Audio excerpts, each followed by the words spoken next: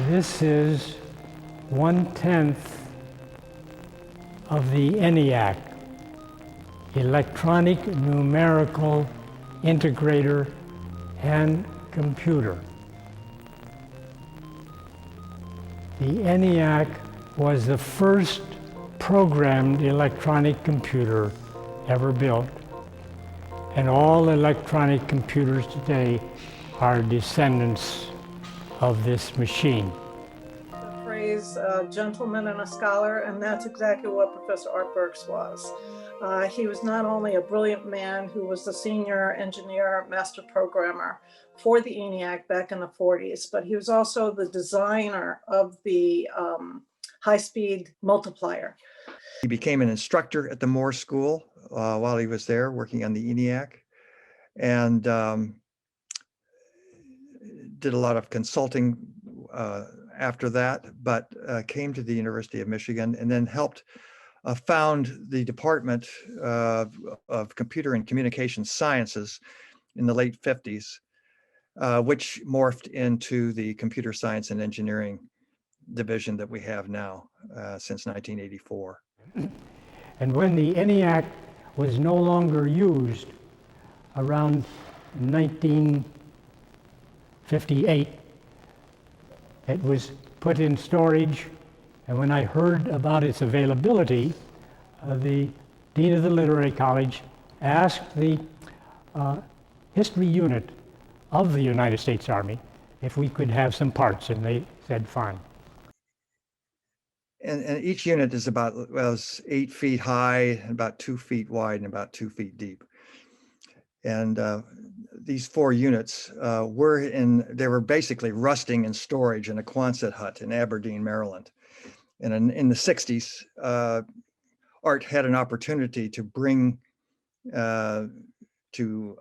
acquire them, which he did. And the funny story about it was that they were so musty and dirty that he actually ran all 4 units through a car wash before restoring them, which he did restore them with his team, and then donating them to the University of Michigan.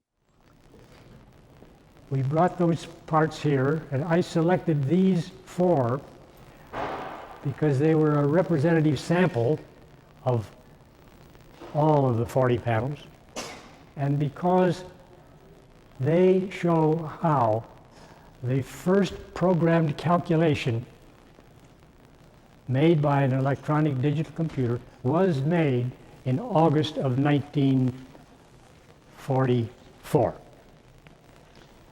There is the master programmer panel. There are 2 accumulator panels, and there is 1 panel of the high-speed multiplier. Well, when the CSE building was built, I believe we occupied in 2004, the machine had to be moved from the Eeks building to the CSE building. I'd say it's approximately 150 to 200 yards. Well, those 4 panels were kind of hard, tall and heavy. Each panel was 9 feet tall. They each weighed individually 750 to 1,000 pounds, except the master programmer panel that weighed more. I don't know how much more. So they had a moving company, licensed people come, and they sent 2 people. And the first day I was sitting down there with my laptop doing some work, watching 2 men for at least 2 or 3 hours, trying to unhook the first panel. By 11:30, they had another helper. By 1 o'clock, they had another helper. And finally, they were able to disassemble the 4 panels in order to move them individually from the Eeks building to the CSE building. There must have been over 300 nuts and bolts putting these panels together.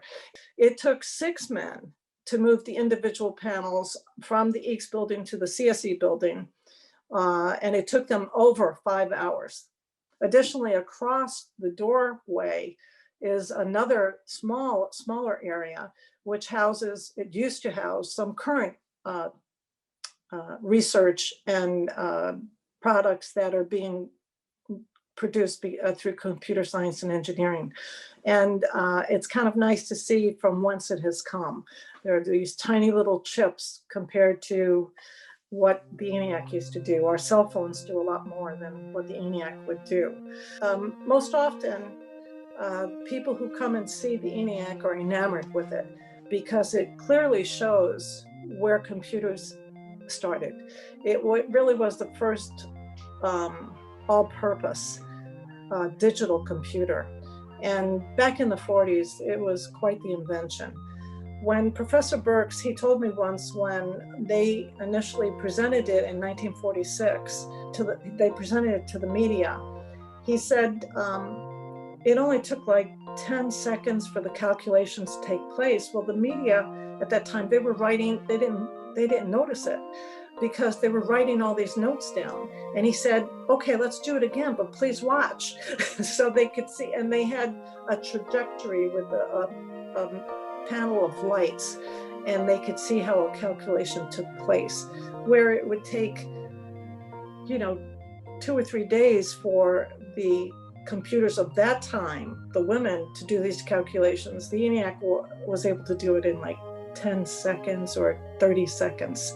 So it was quite the invention.